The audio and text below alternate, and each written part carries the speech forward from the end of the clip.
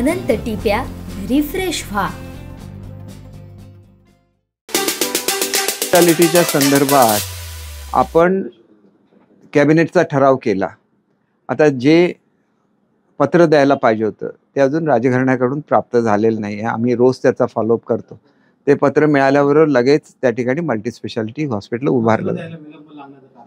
तो त्यांचा अंतर्गत मामला आहे, परंतु त्यांनी मला कबूल केलं की येत्या 2 दिवसामध्ये ज्यावेळेला हा विलंब व्हायला लागला त्यावेळेला मी त्यांच्याशी संपर्क साधलेला होता आणि येत्या 2 दिवसामध्ये आम्ही पत्र देऊ असं त्यांनी सांगितलेलं आहे।